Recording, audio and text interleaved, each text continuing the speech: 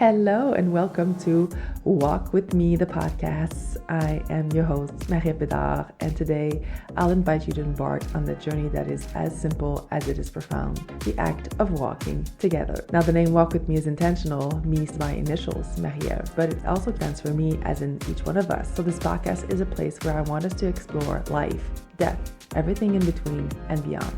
Over the years, I've witnessed that growth and evolution can be daunting for a lot of people. But when we get out of our heads and walk the path together, something truly magical happens. We collapse time, we tap into our inner wisdom, and unlock amazing potentialities. So this journey is not just about walking. It's more than just putting one foot in front of the other. It's about exploration. It's about the deep connections we form with ourselves, with others, and with the world around us as we move through life. So together, we'll dive into the discoveries of science, the teachings of the heart, and the revelations of the soul. From the frequency of the Black Forest and journey where I live, I'll be added some sacred feminine wisdom and collective consciousness. We'll explore how everything shapes our lives and our path. So lace up your shoes and let's walk together on this path of growth and evolution.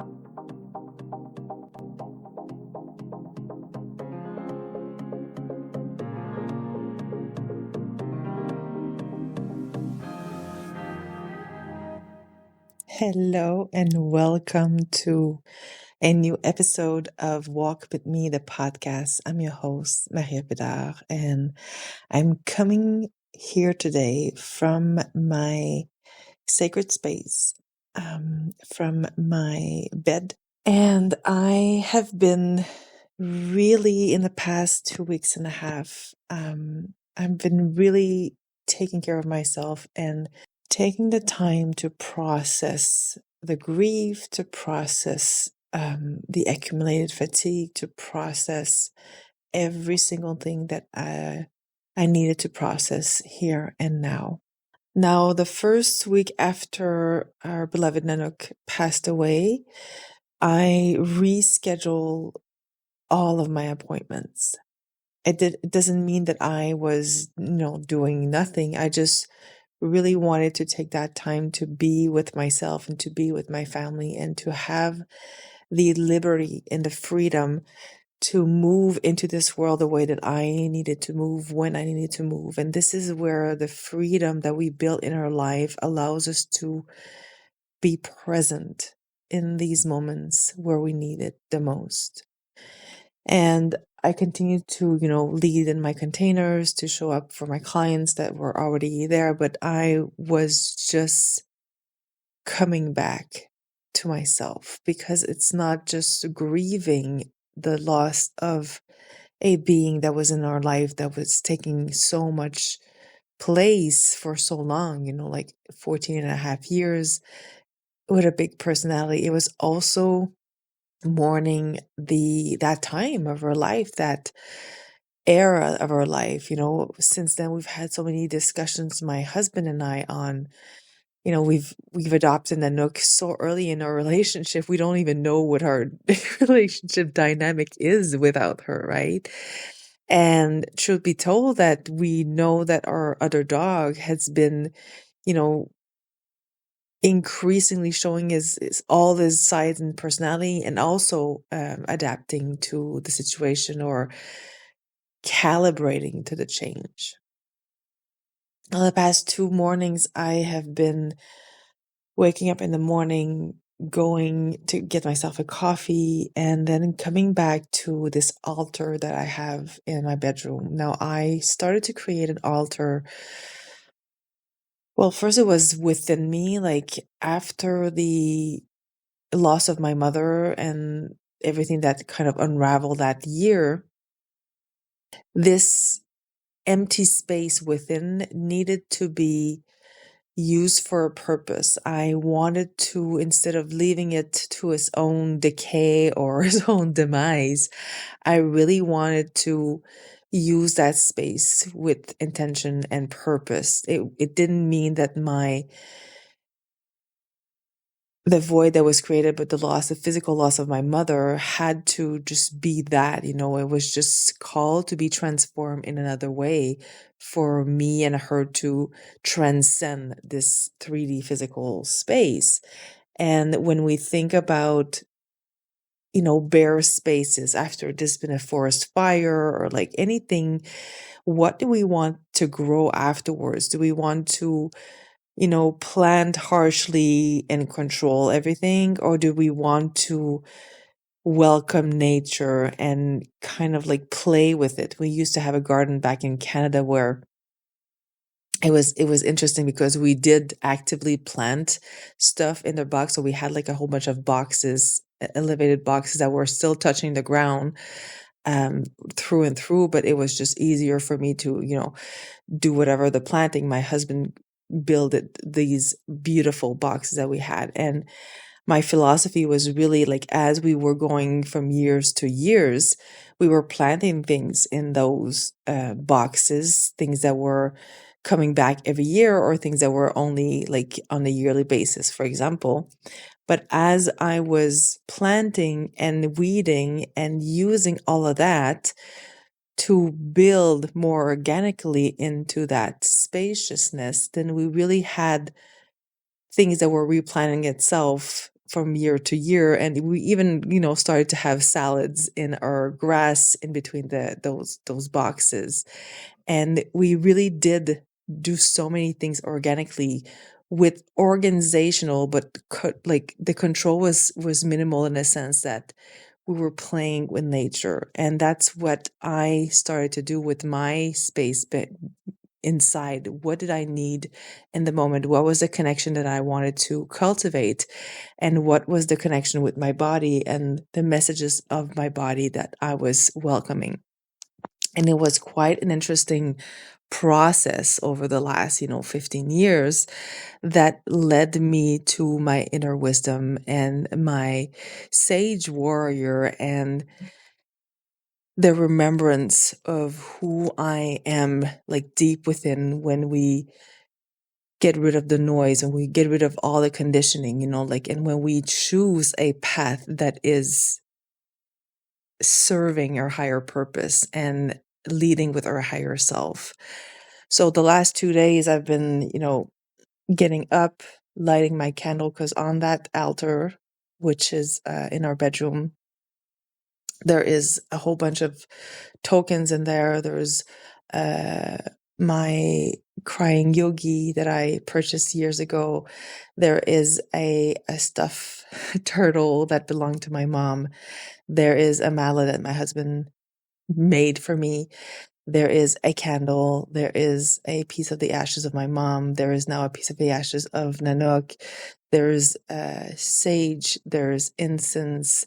There's my singing bowl that doesn't sing. And I think I'm going to come back with that specific, that specific story about the singing bowl that doesn't sing. There's always fresh flowers.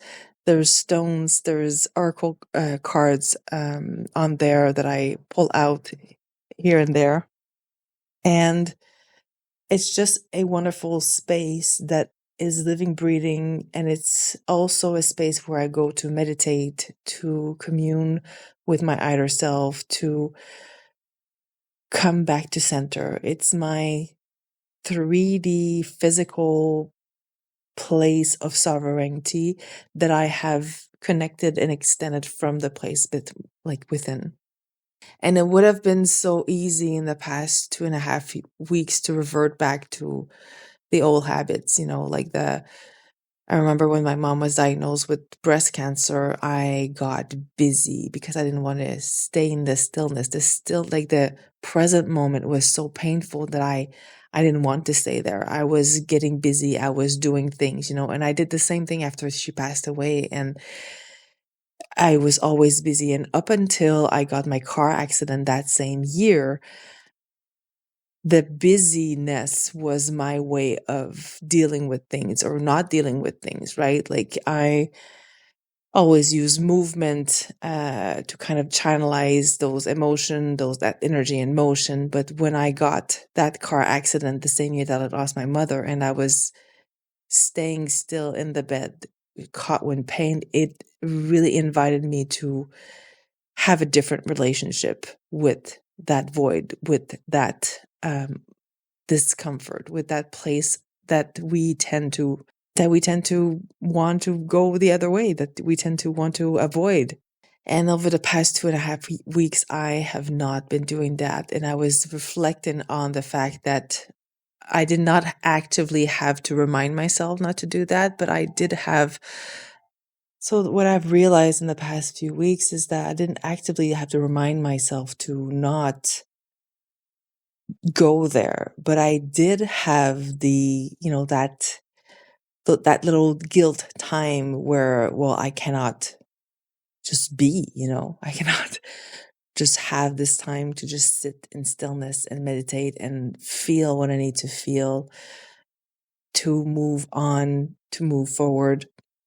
Not in a way that I need to move on and leave that behind, but like move forward, celebrating that. And that altar is just a beautiful place where I just lay things there to remind myself of the path the journey that we have traveled, the path that we are on, and to just bring myself back into alignment and into self, tend to my nervous system, come back to what really is important to me and what really matters to me. And as I am in that space, I'm just sitting here, I'm reading, books that I love, I'm listening to music, I'm really staying in that spaciousness of the in-betweenness, of it's not, and it's never going to be the way that it was, but it's not yet what it will be. And there's so much beauty in that spaciousness, in that in-betweenness, in that lull that is overlooked time and time and time again. That's why I find so much freedom in the valleys of our lives. That's why I talk about this so much, because it's important. And once we learn, and really when the information and the knowledge of the power of this space lands, then it becomes so much more easy to get rid of the noise, to get rid of the whatever is weighing us down for our next chapter. So that's what I had for you today. I'm sending you so much love, and I will catch you and hear you and see you and talk to you soon. In the meantime, I'm sending you so much love. And if you need to regulate your nervous system, I will redirect you to 3 different episodes that I recorded and published at the end of 2024 and the beginning of 2025, which is episode 40, 41, and 43, which was the 3 days of 7 days of serenity. So you can have that on the podcast, on your platform, whether it's Spotify or Apple Podcasts. And I also created a brand new dedicated YouTube channel where you will have access to all the episodes of Walk With Me in a YouTube format, where you will have either the visual when there's a video available, or you can just watch or listen on YouTube and create your own playlist there. You can subscribe to all of that on your favorite platform, and leave comments, share those episodes with people around you. It really helps when you get involved to support your favorite creators like me. So thank you so much for walking with me. I will see you soon. Thank you for being part of today's episode and walking with me. As the seasons of life shift, we hold the power to navigate our path with courage, intuition, and wisdom, and embrace change with an open heart, for within it lies the potential for remarkable growth and evolution. If this conversation resonated with you, please subscribe on your favorite platform, leave a heartfelt review, and share it on social media. If you know someone who would benefit from this episode, I'd be honored if you shared it with them. You can stay connected with me on social media, where I continue to share insights and inspiration. And for a deeper connection, you can join my Telegram community for exclusive content and real-time conversation. You'll find the link in the show notes. Until our next encounter, keep exploring, embracing change, and finding joy in every moment. And remember, you can always come back here and walk with me.